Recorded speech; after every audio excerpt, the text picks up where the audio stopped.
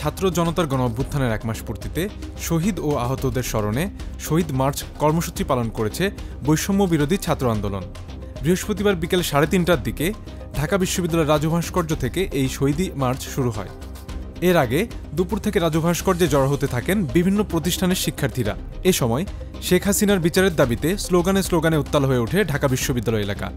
মার্চটি ঢাকা বিশ্ববিদ্যালয় থেকে Nilkhet, new market, কলাবাগান, ধানমন্ডি, মানিক মে Avenue, Farmgate, Karwan Bazar, Shahbag হয়ে কেন্দ্রীয় শহীদ মিনারে গিয়ে শেষ হয়। ছাত্র জনতার গণঅভ্যুত্থানের ১ মাস পূর্তি উপলক্ষে দেওয়া এক বার্তায় অন্তর্বর্তী সরকারের প্রধান উপদেষ্টা বলেন, আমরা বাংলাদেশের দ্বিতীয় স্বাধীনতা অর্জনের প্রথম মাস উদযাপন করছি। ইতিহাসের অন্যতম গৌরবময় বিপ্লবের জন্য শত শত ছাত্র এবং সর্বস্তরের মানুষ সর্বোচ্চ ত্যাগ স্বীকার করেছে। তারা ফ্যাসিবাদী শেখ হাসিনার ১৫ বছরের স্বৈর শাসনের অবসান ঘটিয়েছে, যার নেতৃত্বে নৃশংস একটি গণহত্যা সংঘটিত হয়েছে। শেখ হাসিনা একটি দুর্নীতিগ্রস্ত রাষ্ট্র এবং একটি ভঙ্গুর অর্থনীতি রেখে দেশ ছেড়ে পালিয়েছেন। তিনি বলেন, মাত্র ১ মাস হল অন্তর্বর্তী সরকার দায়িত্ব নিয়েছে। তা সত্ত্বেও আমরা বিপ্লবের প্রকৃত লক্ষ্য অর্জনের জন্য গুরুত্বপূর্ণ সংস্কারের কাজ শুরু করেছি। আমাদের প্রথম কাজ জুলাই ও আগস্টের হত্যাকাণ্ডের বিচার ও জবাবদিহিতা নিশ্চিত করা। তিনি বলেন, আমরা কখনোই শহীদদের স্বপ্নের সঙ্গে বিশ্বাসঘাতকতা করব না। আমরা এগিয়ে যাচ্ছি। ৯২ জন নোবেল জয়ী সহ ১৯৮ বিশ্বনেতা অধ্যাপক ড. মোহাম্মদ ইউনূসের নেতৃত্বাধীন অন্তর্বর্তী সরকারের প্রতি দৃঢ় সমর্থন জানিয়েছেন।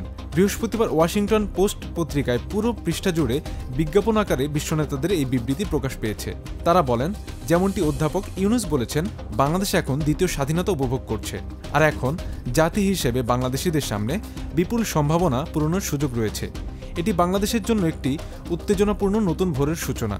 তারা আগামী মাস ও বছরগুলোতে ড. ইউনূস এবং বাংলাদেশের জনগণের শান্তি ও সাফল্য কামনা করেন। ইসলামী ব্যাংকের নবনিযুক্ত চেয়ারম্যান মোহাম্মদ ওবায়েদ উল্লাহ আল মাসুদের বিভিন্ন গণমাধ্যমে প্রকাশিত বক্তব্যের তীব্র নিন্দা জানিয়েছে এস আলম গ্রুপ। বৃহস্পতিবার পাঠানো এক বিজ্ঞপ্তিতে তার বক্তব্যকে মিথ্যা, মনগড়া এবং ভিত্তিহীন দাবি করা হয়। বলা হয়, এস আলম গ্রুপ ১৯৮৯ সাল থেকে ইসলামী ব্যাংক থেকে বিনিয়োগ সুবিধা নিচ্ছে। দীর্ঘ পথযাত্রায় গ্রুপের যেমন অগ্রগতি হয়েছে, তেমনি ব্যাংকও বিপুল মুনাফা অর্জন করেছে। এস আলম গ্রুপের কোনো বিনিয়োগ খেলাপি হয়নি। গত ৫ আগস্ট ছাত্র জনতার গণঅভ্যুত্থানের মাধ্যমে সরকার পরিবর্তন হলে একটি পক্ষ এস আলম গ্রুপের ব্যবসা ও বিনিয়োগ নিয়ে ঢালাও ও উদ্দেশ্যমূলকভাবে নেতিবাচক প্রচারণা চালিয়ে আসছে বলে দাবি করা হয়। বলা হয়, নবনিযুক্ত চেয়ারম্যান কোনো পরিসংখ্যানের ধার না ধরে বিভিন্ন স্বনামধন্য গ্রুপের বিনিয়োগ এস আলম গ্রুপের নামে চালিয়ে দিচ্ছেন। বিজ্ঞপ্তিতে বাংলাদেশ ব্যাংক, ইসলামী ব্যাংক এবং অন্যান্য কর্তৃপক্ষের কাছে সঠিক বিনিয়োগের পরিসংখ্যান জাতির সামনে তুলে ধরার অনুরোধ জানায় এস আলম গ্রুপ। অন্যথায় তারা আইনগত পদক্ষেপ নিতে বাধ্য হবেন। প্রধান নির্বাচন কমিশনার এবং ৪ নির্বাচন কমিশনার পদত্যাগ করেছেন। সিইসি কাজী হাবিবুল আওয়াল, নির্বাচন কমিশনার ব্রিগেডিয়ার জেনারেল অবসরপ্রাপ্ত মোহাম্মদ আহসান হাবিব খান, বেগম রাশিদা সুলতানা, মোহাম্মদ আলমগীর ও মোহাম্মদ আনিসুর রহমান একযোগে পদত্যাগ করেছেন। দুপুরে নির্বাচন কমিশন কার্যালয়ে সংবাদ সম্মেলনে তারা এই সিদ্ধান্তের কথা জানান। গত ৫ আগস্ট শেখ হাসিনা সরকারের পতনের ঠিক ১ মাস পর নির্বাচন কমিশনাররা পদত্যাগ করলেন।